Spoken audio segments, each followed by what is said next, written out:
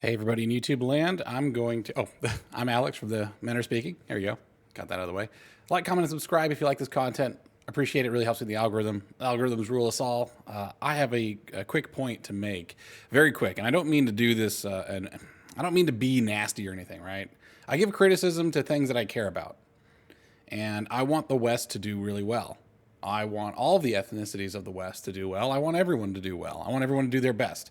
I certainly don't want people to fall victim to their own bad habits or to their own peculiarities, right? If there's something that someone does that hurts themselves, I would hope that someone would point it out. If I was doing something that hurt me, I'd hope that someone points it out.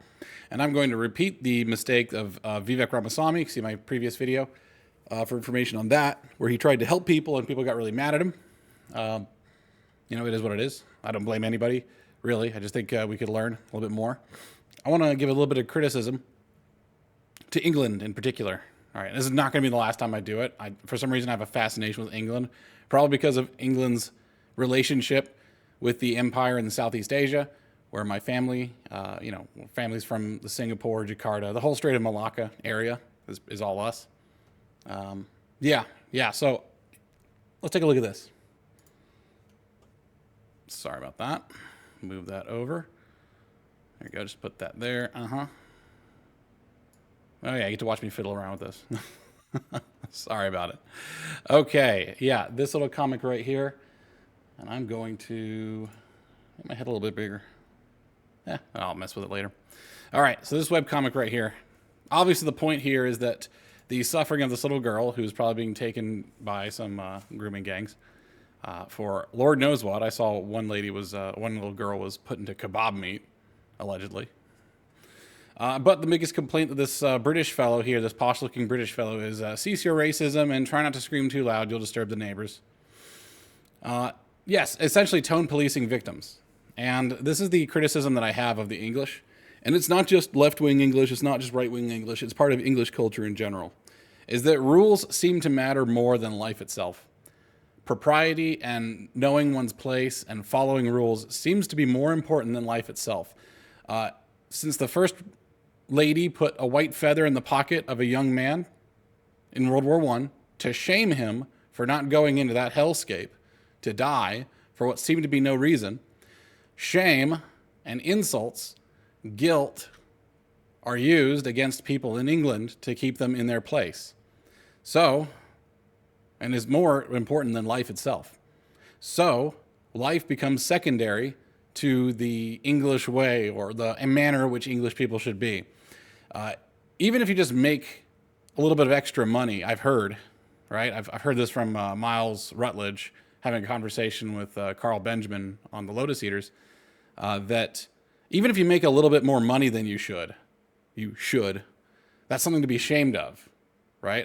I don't see England being a good place for anyone to live. It just seems like a very toxic culture where knowing your place, following the rules is more valuable than your life itself. That you are secondary to some ideal that everyone else is sentimental to, right? Some idealization of how one should be is more important than living.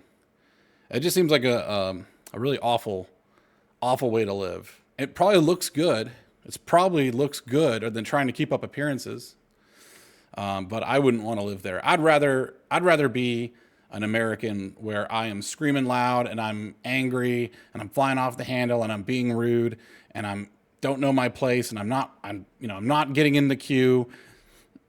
Our level of disorder is actually a very important thing. And again, this goes to my point about paradoxical mediocrity, which I'll do an independent video on, a standalone video on in the future. Is that paradoxical mediocrity? Something that looks mediocre might actually be more adaptable, more flexible, more livable, more enjoyable, and just overall better, right? Like you could talk about having refined this and refined that, and oh, we look so good, and everything looks wonderful, and everything's in its place, and everything is just so. Sorry, everything is just so, but it's just so terrible, especially as circumstances of the world change. Right? This is a criticism. I think the English need to be a little bit more disorderly. Dare I say they should probably learn something from the Americans.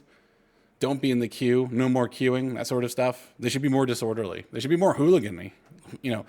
The police just aren't afraid. Like their government is not afraid of the people because the people are policing themselves into an early grave, right? And for the English way, I think, to be honest, I feel like there needs to be like a cultural reset over there. They're trying to uphold values and aesthetics and ways of being that have long overstayed their welcome, long overstayed their usefulness. This is my 2 cents.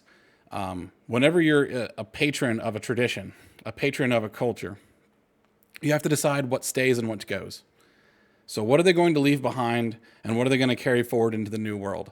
Things are always changing. I know England has pretty much been on its own little island forever, for like 1,000 years, since my family was being run out of northern China by the Mongols. England was sort of sitting pretty. Muslim conquest stopped at Spain, stopped at Poland. They didn't have to deal with it. They got conquered like twice, right? Saxons and Normans and such. I don't really know that much about their history like in detail, but the conquests are fairly like every 1,000 years, it seems, right? Things tend to sort of be the same, but now things are changing and globalism is not a choice. Now they could always throw out the migrants, but the underlying problem is still there, is that they seem to value the English way more than they value human life. If this wasn't a migrant thing, it could easily be the, what is it? What's their NIH? NHS, right? It could easily be the NHS wants to euthanize people, right? It could easily be that, oh, no, this girl, she had a toothache, and we decided to euthanize her, and she agreed to it. See, she signed the paper. We've already, of course, cremated the body and everything. I think that's actually happened. Not to a little girl, but to like older people. If you value your government, your institutions, your way of being, being in your place and following the rules more than you value life itself, your civilization has ceased to be good and has now become a force of evil. Right? Just because an evil can work for a time, like an evil society can work until it's poked, right? What about environmentalism? How many businesses are they going to destroy? Like blaming migrants for everything and blaming multiculturalism for everything is not really hitting the underlying problem, because they have many problems. This is one of them. This is a big one, maybe the biggest, but they've got a lot of other problems, and they need to decide, what is English? What are we going to keep? What are we going to leave behind? Or else they'll get left behind. I don't want to see that happen. All right. This has been Mentor speaking. Sorry, it's a bit dour. I need to go have a drink of water. Y'all have a good one. Like, comment, subscribe as I asked. Appreciate you. You have a good one.